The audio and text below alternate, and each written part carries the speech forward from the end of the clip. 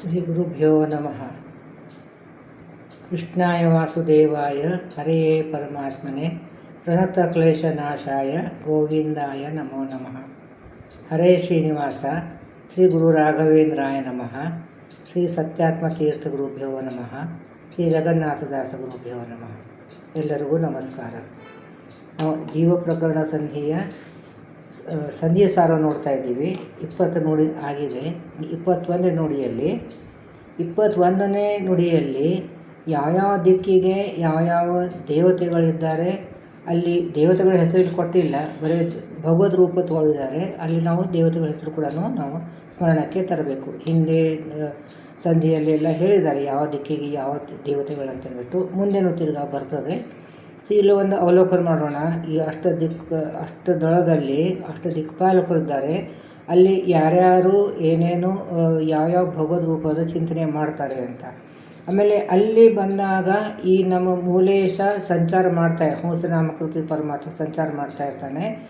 ಅದು ಮೂಲೇಶನ ಪಾದದಲ್ಲಿ ವಾಯುದೇವರು ಪಾದದಲ್ಲಿ ನಾವು ಗಟ್ಟಿ ಹಿಡ್ಕೊಂಡಿದ್ದೀವಿ. ಸೊ ಯಾವ ದಳಕ್ಕೆ ಬಂದಾಗ ಏನ ಭಾವನೆ ಬರ್ತದೆ ಅನ್ನೋದನ್ನು ಇಲ್ಲಿ ಮುಂದಿನ 3 ನುಡಿಯಲ್ಲಿ ಇಲ್ಲಿ ಹೇಳ್ಕೊಡ್ತಾ ಇದ್ದಾರೆ.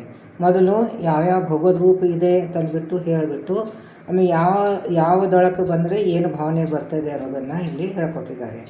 ಸೊ 21ನೇ ನುಡಿಯಲ್ಲಿ ಯಾವ್ಯಾವ ದೇವತೆಗಳನ್ನು ಹೆಸರು ಕೊಟ್ಟಿಲ್ಲ, ನಾವು ತಗೋಬೇಕು.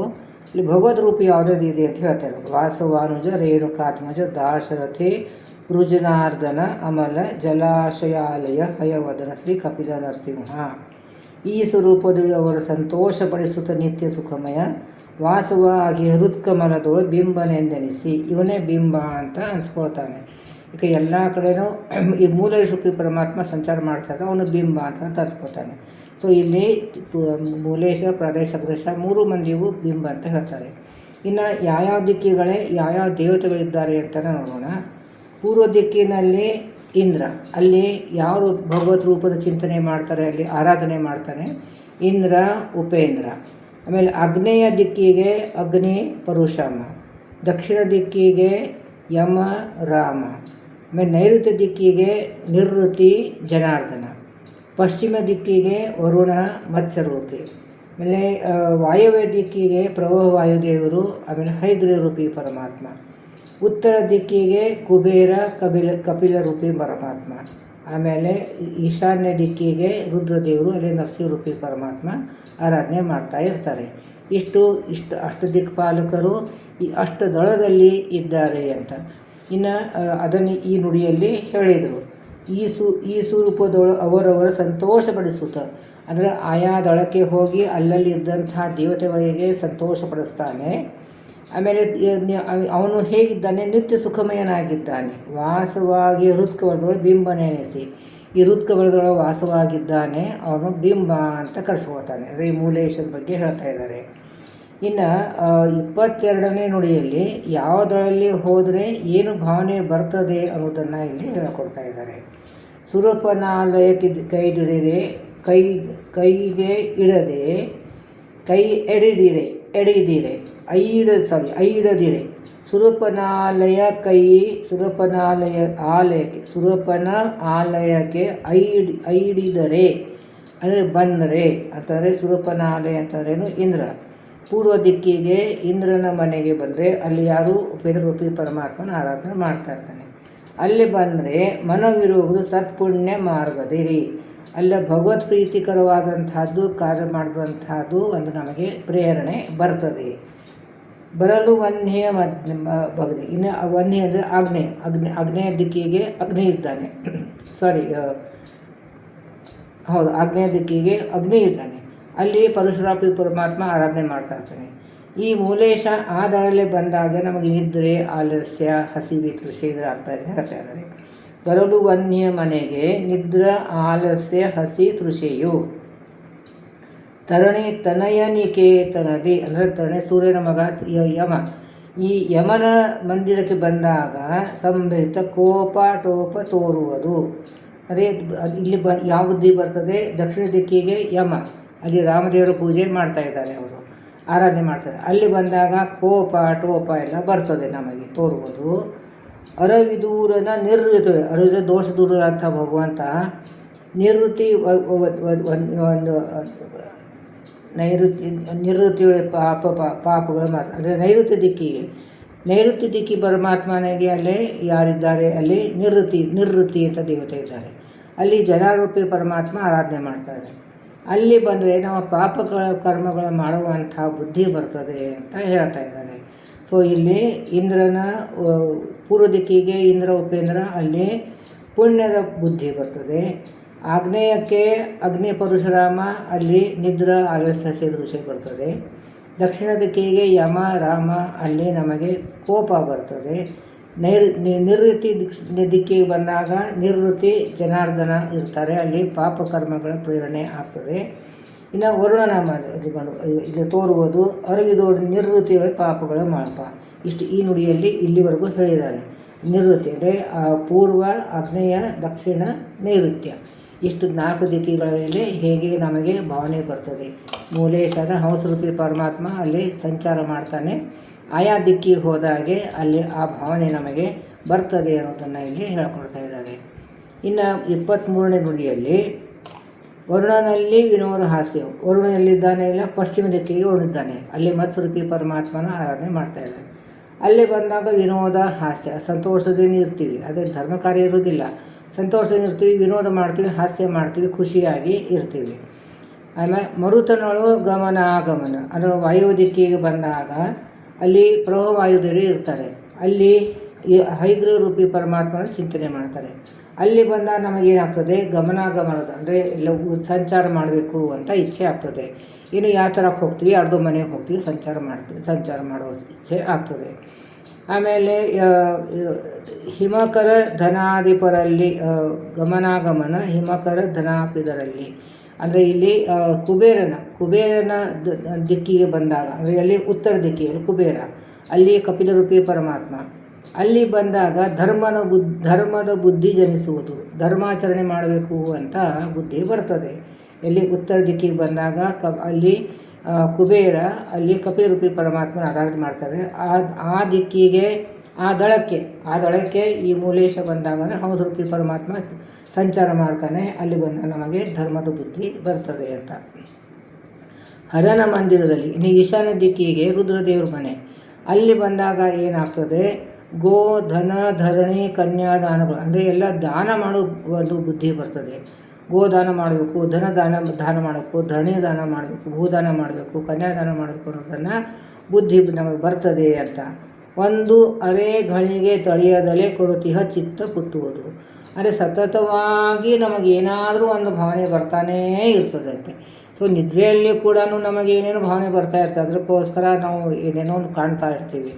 ಸೊ ಇಲ್ಲಿ ಒಂದು ಅರ್ಧಗಳಿಗೆ ಕೂಡ ಬಿಟ್ಟು ಇರಲಾರ್ದೇನೆ ಭಗವಂತ ಇಲ್ಲಿ ನಮಗೆ ಈ ರೀತಿಯಾದಂಥದ್ದು ಪ್ರೇರಣೆ ಮಾಡ್ತಾನೆ ಭಗವಂತ. ಅದು ಜಾಗೃತ ಅವಸ್ಥೆ ಅಂತೂ ಸರಿಯೇ ಸರಿ. ಆಮೇಲೆ ನಿದ್ರೆ ಅವಸ್ಥೆಯಲ್ಲಿ ಸ್ವಪ್ನ ರೂಪದಲ್ಲಿ ಕೊಡ್ತಾನೆ. ಆಮೇಲೆ ಸುಷುಪ್ತಿಯಲ್ಲಿ ಯಾವುದು ಭಾವನೆ ಇರೋದಿಲ್ಲ, ಏನೂ ಇರೋದಿಲ್ಲ. ಸೊ ಇದಕ್ಕೆ ಸೊ ಯಾವುದ್ರಲ್ಲಿ ಬಂದರೆ ಯಾವ ಬುದ್ಧಿ ಬರ್ತದೆ ಅನ್ನೋದನ್ನು ಇಲ್ಲಿ ಹೇಳಿಕೊಟ್ಟಿದ್ದಾರೆ. ಆಮೇಲೆ ಇಲ್ಲಿ ಮುಂದಿನ ನುಡಿಯಲ್ಲಿ ಮೂಲೇಶ ಪ್ರಾದೇಶ ಅಗ್ರೇಷಣೆ ವಿಶ್ವತೈಜಸ ಪ್ರಾಜ್ಞಾ ಅಂತ ಹೇಳ್ತಾ ಇದ್ದಾರೆ. ಸೊ ಇಲ್ಲಿ ಅಗ್ರೇಷಣೆ ವಿಶ್ವ, ಪ್ರಾದೇಶನೇ ತೈಜಸ, ಆಮೇಲೆ ಮೂಲೇಶನೇ ಪ್ರಾಜ್ಞಾ ಅಂತ. ವಿಶ್ವ ತೈಜಸ ಇಲ್ಲ, ಮೂಲೇಶ ತೈಜಸ ಆಗ್ತಾನೆ. ಇಲ್ಲಿ ಮೂಲೇಶ ಪ್ರಾದೇಶ ಅಗ್ರೇಷ ಅಂತ ಕೊಟ್ಟಿದ್ದಾರೆ. ಇಲ್ಲಿ ವಿಶ್ವ ತೈಜಸ ಪ್ರಾಜ್ಞಾ ಅಂತ ತಗೋಬೇಕು ನಾವು. ಸೊ ಇಲ್ಲಿ ಅಗ್ರೇಶ ವಿಶ್ವ, ಪ್ರಾದೇಶ ತೈಜಸ, ಮೂಲೇಶ ಪ್ರಾಜ್ಞಾರೂಪಿ ಪರಮಾತ್ಮ ಅಂತ ಹೇಳಬೇಕು ನಾವು. ಅಂದರೆ ಇಲ್ಲಿ ಏನಂತಾರೆ ಈ 3 ರೂಪದಿಂದ ನಮಗೆ ಸ್ವಪ್ನ ಸುಷುಪ್ತಿ ಜಾಗೃತಿ ಅವಸ್ಥೆನ ವಿಶ್ವರೂಪಿ ಪರಮಾತ್ಮ ನಮಗೆ ಏನು ಕೊಡ್ತಾನೆ, ಸ್ವಪ್ನ ಜಾಗೃತ ಅವಸ್ಥೆ ಕೊಡ್ತಾನೆ. ತೈಜಸ್ರೂಪಿ ಪರಮಾತ್ಮ ನಮಗೆ ಸ್ವಪ್ನ ಅವಸ್ಥೆ ಕೊಡ್ತಾನೆ. ಪ್ರಾಜ್ಞಾರೂಪಿ ಪರಮಾತ್ಮ ನಮಗೆ ಸುಷುಪ್ತಿ ಅವಸ್ಥೆ ಕೊಡ್ತಾನೆ. ಈ ಸುಷುಪ್ತಿ ಅಂತಂದ್ರೆ ಏನು, ಅವ ಸ್ವಪ್ನವೂ ಇರೋದಿಲ್ಲ, ಎಚ್ಚರನೂ ಕೂಡ ಇರೋದಿಲ್ಲ. ಅವಾಗ ನಮಗೆ ಮುಕ್ತ ಸ್ಥಾನದಲ್ಲಿ ಹೋದಾಗ ನಮಗೆ ಸುಖ ಆಗಬೇಕು. ಆ ಸುಖದ ಅನುಭವವನ್ನು ಕಿಂಚಿತ್ ಆದಂಥದ್ದು ಸುಖದ ಅನುಭವವನ್ನು ಕೊಡ್ತಾನೆ ಅಂತ.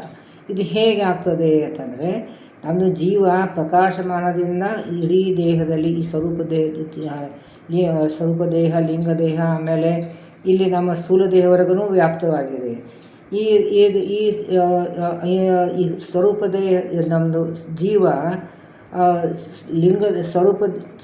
ಸ್ಥೂಲ ದೇಹವರೆಗೂ ವ್ಯಾಪ್ತ ಆಗಿದೆ ಪ್ರಕಾಶಮಾನದಿಂದ. ಸೊ ಜಾಗರ ಅವಸ್ಥೆಯಲ್ಲಿ ಇದು ಪೂರ್ತಿ ಅಪ್ರಕಾಶ ವ್ಯಾಪ್ತವಾಗಿರ್ತದೆ. ಸೊ ಜೀವಕ್ಕೆ ಇದರದ್ದು ಕರ್ಮಗಳು ಮಾಡಿದ್ರಿಂದ ಅನುಭವಗಳನ್ನು ಬರ್ತಾ ಇರ್ತದೆ. ಆಮೇಲೆ ಯಾವಾಗ ಅದು ಜಾಗ್ರತೆ ಅವಸ್ಥೆ. ಅದು ಸ್ವಪ್ನಾವಸ್ಥೆಯಲ್ಲಿ ಆ ಪ್ರಕಾಶವನ್ನು ಒಂದು ಸಂಕುಚಿತವನ್ನು ಮಾಡ್ತಾನೆ. ಅಂದರೆ ಇಲ್ಲಿ ವಿಶ್ವರೂಪಿ ಪರಮಾತ್ಮ ಬಂದು ಇಲ್ಲಿ ಪ್ರಾಜ್ಞರೂಪಿ ಪರಮಾತ್ಮದಲ್ಲಿ ಐಕ್ಯ ಆಗ್ತಾನೆ. ಸೊ ವಿಶ್ವರೂಪಿ ಪರಮಾತ್ಮಂದು ಕೆಲಸವನ್ನು ನಿಂತು ಹೋಗ್ತದೆ. ಆ ಕೆಲಸವನ್ನು ನಿಂತು ಹೋದಾಗ ಪ್ರಾಜ್ಞರೂಪಿ ತೈಜಸ್ವರೂಪಿ ಪರಮಾತ್ಮ ಕಾರ್ಯ ಸ್ಟಾರ್ಟ್ ಮಾಡ್ತಾನೆ. ಅಲ್ಲಿ ರುದ್ರದೇವರು ಮುಖ್ಯವಾಗಿ ನಮಗೆ ಸ್ವಪ್ನಾವಸ್ಥೆಯನ್ನು ಕೊಡ್ತಾರೆ ಅಂತಕೊಂಡು ಹೇಳ್ತಾರೆ. ಸೊ ಇಲ್ಲಿ ಜಾಗೃತ ಅವಸ್ಥೆಯಲ್ಲಿ ಮಾಡುವಂಥ ಕಾರ್ಯಗಳನ್ನು ಭಗವಂತ ನಿಲ್ಲಿಸ್ಬಿಡ್ತಾನೆ. ಆಮೇಲೆ ಅಲ್ಲಿದು ನಮಗೆ ಯಾವುದು ಅನುಭವಕ್ಕೆ ಬರಬಾರ್ದು, ಅದಕ್ಕೆ ಜೀವ ಕೂಡ ಈ ಪ್ರಕಾಶ ಏನು ಸ್ಪ್ರೆಡ್ ಆಗಿರ್ತದೆ ಅದರ ಪ್ರಕಾಶ ಸಂಕುಚಿತ ಕಡಿಮೆ ಆಗ್ತದೆ, ಇಲ್ಲಿವರೆಗೂ ಬರ್ತದೆ. ಸೊ ಕಂಠದಲ್ಲಿದ್ದಂಥ ಅಲ್ಲಿ ಸ್ವಪ್ನಾವಸ್ಥೆನ ಕೊಡ್ತಾರೆ. ಆಮೇಲೆ ಇನ್ನೂ ಸಂಕುಚಿತ ಆಗ್ತದೆ ಈ ಪ್ರಕಾಶ. ಆವಾಗ ಏನಾಗ್ತದೆ, ಈ ಮೂಲೇಶರೂಪಿ ಪರಮಾತ್ಮ ನಮ್ಮ ಜೀವದ ಒಂದು ಅಂಶದಿಂದ ಈ ಪ್ರಾಜ್ಞರೂಪಿ ಪರಮಾತ್ಮನಿಗೆ ಹೋಗಿ ಅಪಗೋತಾನೆ ಅಂತೆ. ಸೊ ಹೋಗಿ ಅಪಗೋತಾನೆ. ಆವಾಗ ಏನಾಗ್ತದೆ, ಅದಕ್ಕೆ ಪ್ರಾಜ್ಞರೂಪಿ ಪರಮಾತ್ಮಂದು ನಮಗೆ ಆವಾಗ ಸುಖದ ಅನುಭವವನ್ನು ಕೊಡ್ತಾನೆ ಅಂತ. ವಿಶ್ವ ತೈಜಸ ಪ್ರಾಜ್ಞರೂಪಿ ಪರಮಾತ್ಮ. ಈ ಪ್ರಾಜ್ಞರೂಪಿ ಪರಮಾತ್ಮನು ಇದು ಅಷ್ಟದಳ ಕಮಲದಲ್ಲಿ ಇದ್ದಾನೆ. ಅವನು ಕೂಡ ಅಲ್ಲಿ ನಮಗೆ ಸುಖದ ಅನುಭವವನ್ನು ಕೊಡ್ತಾನೆ ಅಂತ. ಅಂದರೆ ಇಲ್ಲಿ ಅಗ್ರೇಶನೇ ವಿಶ್ವರೂಪಿ ಪರಮಾತ್ಮ ಆಗ್ತಾನೆ, ಪ್ರಾದೇಶನೇ ತೈಜಸ್ವರೂಪಿ ಪರಮಾತ್ಮ ಆಗ್ತಾನೆ, ಆಮೇಲೆ ಮೂಲೇಶನೇ ಪ್ರಾಜ್ಞರೂಪಿ ಪರಮಾತ್ಮ ಆಗ್ತಾನೆ ಅಂತ. ಸೊ ಹೀಗೆ ಅಲ್ಲಿ ಪ್ರಾಜ್ಞರೂಪಿ ಪರಮಾತ್ಮ ಹೃದಯದಲ್ಲಿ ಇದ್ದಾನೆ ಅಂತ ಹೇಳ್ತೀವಿ. ಹೃದಯದಲ್ಲಿ ಅಷ್ಟದೊಳಗಲ್ಲಿ ಮಧ್ಯದಲ್ಲಿ ಕೂತಿದ್ದಾನೆ ಅಂತ ಹೇಳ್ತೀವಿ. ಸೊ ಹೀಗೆ ಆಮೇಲೆ ಇಲ್ಲಿ ಆಯುಧಗಳ ಸಹಿತವಾಗಿ ಸಂಚಾರ ಮಾಡ್ತಾ ಇರ್ತಾನೆ. ಮೂಲೇಶ ಸಂಚಾರ ಮಾಡ್ತಾ ಇರ್ತಾನೆ.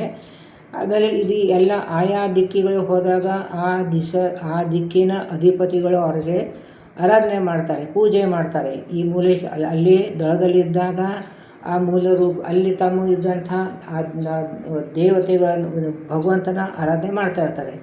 ಪ್ಲಸ್ ಈ ರೂಪನೂ ಹೋಗ್ತದೆ, ಅಲ್ಲಿ ಕೂಡ ಅಲ್ಲಿ ಆರಾಧನೆ ಪೂಜೆ ಮಾಡ್ತಾರೆ ಅಂತ. ಈಗ ಮುಂದಿನ ದಳಕ್ಕೆ ಹೋಗ್ತಾನೆ. ಸೊ ಮುಂದಿನ ದಳದಲ್ಲಿ ಇದ್ದಂಥ ದೇವತೆಗಳು ಪೂಜೆ ಮಾಡ್ತಾರೆ. ಆ ವಿಷಯವನ್ನು ಇಲ್ಲಿ ಕೊಟ್ಟಿದ್ದಾರೆ. ಆಮೇಲೆ ಆಯುಧಗಳನ್ನು ಹಿಡ್ಕೊಂಡಿದ್ದಾನೆ ಈ ಭಗವಂತ ಅಂತ ಹೇಳ್ತಾರೆ. ಈ ಹಂಸರೂಪಿ ಪರಮಾತ್ಮ ಅಥವಾ ಮೂಲೇಶನು ಅಲ್ಲಿ ಆಯುಧ ಹಿಡ್ಕೊಂಡು ಯಾವ್ಯಾವ ಆಯುಧಗಳನ್ನು ಹೇಳ್ತಾರೆ ಇಲ್ಲಿ: ಶಂಖ, ಚಕ್ರ, ಗದಾ, ಖಡ್ಗ, ಚರ್ಮ, ಪದ್ಮ, ಬಿಲ್ಲು, ಬಾಣ. ಇಷ್ಟು 8 ಆಯುಧಗಳನ್ನು ಹಿಡ್ಕೊಂಡು ಸಂಚಾರ ಮಾಡ್ತಾ ಇರ್ತಾನೆ ಅಂತ ಇಲ್ಲಿ ಹೇಳ್ತಾ ಇದ್ದಾರೆ. ಸೊ ಹೃದಯದೊಳಗೆ ವಿರಕ್ತಿ ಕೇಸರ ಕೊದಕೆ ಸ್ವಪ್ನ ಸುಷುಪ್ತು ಲಿಂಗದಿ ಮಧುಕರ್ಣಿಕೆಯಲ್ಲಿ ಬರೀ ಜಾಗೃತಿಯು ಪುಟ್ಟುವುದು. ಅಂದರೆ ಇಲ್ಲಿ ಸುಖಪೂರ್ಣನಾದಂಥ ಭಗವಂತ ಅಲ್ಲಿ ಸುದರ್ಶನ ಮೊದಲಾದ ಅಂದರೆ ಇಲ್ಲಿ ಎಲ್ಲ ಕಡೆಯೂ ಆಯುಧಗಳನ್ನು ಹಿಡ್ಕೊಂಡಿದ್ದಾನೆ. ಸುದರ್ಶನ ಅಂದರೆ ಶಂಖ, ಚಕ್ರ ಮೊದಲಾದ ಅಂತ ಹೇಳಿಬಿಟ್ಟಿದ್ದಾನೆ. ಅವಾಗ ಇದೆಲ್ಲನೂ ತೊಗೋಬೇಕು. ಆಯುಧ ಹಿಡಿದು ದಿಶ ಅಧಿಪಗತಿಗಳಿಗೆ ಸದನದಲ್ಲಿ ಸಂಚರಿಸುತ್ತೆ ಈ ಪರಿ ಬುದ್ಧಿಗಳ ಕೊಡುತ್ತಾ. ಸೊ ಇದು ಆಯುಧಗಳನ್ನು ಹಿಡ್ಕೊಂಡು ಸಂಚಾರ ಮಾಡ್ತಾನೆ ಭಗವಂತ. ಆಯಾ ದಳದಲ್ಲಿ ಹೋದಾಗ ಆಯಾ ಭಾವನೆಯನ್ನು ಹುಟ್ಟಿಸಿ ಪ್ರೇರಣೆ ಕೊಟ್ಟುಬಿಟ್ಟು ಆಯಾ ಕರ್ಮಗಳನ್ನು ಭಗವಂತ ಮಾಡಿಸ್ತಾನೆ. ಆ ದಳದಲ್ಲಿ ಹೋದಾಗ ಅಲ್ಲಿದ್ದಂಥ ದೇವತೆಗಳು ಅವನಿಗೆ ಆರಾಧನೆ ಮಾಡ್ತಾರೆ, ಪೂಜೆ ಮಾಡ್ತಾನೆ ಅಂತ. ಇದು ಪಿಡಿದು ದಿಶ ಅಧಿಪತಿಗಳಿಗೆ ಸದನದಲ್ಲಿ ಸಂಚರಿಸು ಈ ಪರಿ ಬುದ್ಧಿಗಳು ಕೊಡುತ್ತಾ. ಯಾವ ದಿಕ್ಕಿಗೆ ಹೋದರೆ ಯಾವ ಬುದ್ಧಿ ಬರ್ತದೆ ಅನ್ನೋದನ್ನು ವಿಸ್ತಾರವಾಗಿ ಹಿಂದಿನ ನುಡಿಯಲ್ಲಿ ಹೇಳಿದ್ದಾರೆ. ಆ ರೀತಿಯಾಗಿ ಈ ಮೂಲೇಶರೂಪಿ ಪರಮಾತ್ಮನ ಪಾದಕ್ಕೆ ವಾಯುದೇವರು, ಪಾದಕ್ಕೆ ನಾವು ಜೀವ. ಆ ಜೀವ ಸ್ವರೂಪದೇಹ, ಲಿಂಗದೇಹ, ಅನಿರುದ್ಧದೇಹ ಸಹಿತವಾಗಿ ದೋತಾಡ್ತಾ ಇದ್ದಾನೆ. ಸೊ ಈ ಮೂಲೇಶರೂಪಿ ಪರಮಾತ್ಮ ಅವನಿಗೆ ಹಂಸನತು ನಮಕ ಪರಮಾತ್ಮ ಹೇಳ್ತಾರೆ. ಎಲ್ಲ ದೊಳಗಳಲ್ಲಿ ಸಂಚಾರ ಮಾಡಿ ಯಾವ ದೊಳಗಳಲ್ಲಿ ಯಾವ ದೇವತೆ ಯಾವ ಭಗವದ್ ರೂಪದ ಚಿಂತನೆ ಮಾಡ್ತಾರೆ ಅಂತ ಆರಾಧನೆ ಮಾಡ್ತಾರೆ. ಆಮೇಲೆ ಅಲ್ಲಿ ಯಾವ ದೊಳಕ್ಕೆ ಹೋದರೆ ಏನೇನು ಭಾವನೆ ಬರ್ತದೆ ಅನ್ನೋದನ್ನು ಇಲ್ಲಿ ಈ 4 ನುಡಿಯಲ್ಲಿ ಇಲ್ಲಿ ಹೇಳಿದ್ದಾರೆ. ಮುಂದಿನ ನುಡಿ ಆಮೇಲೆ ನೋಡೋಣ. ನಾಹಂ ಕರ್ತ, ಹರಿಕರ್ತ, ಹರಿಪ್ರೇರಣ, ಹರಿಪ್ರೀತ್ಯರ್ಥ, ಪತಿ ಅಂತರ್ಗತ, ತತ್ವಾಭಿಮಾದೇತಾಂತರ್ಗತ, ಭಾರತೀಯ ಮುಖ್ಯ ಪ್ರಾಣಾಂತರ್ಗತ, ಶ್ರೀ ಮಧ್ವಾಂತರ ಶ್ರೀ ಕೃಷ್ಣಾರ್ಪಣಮಸ್ತು.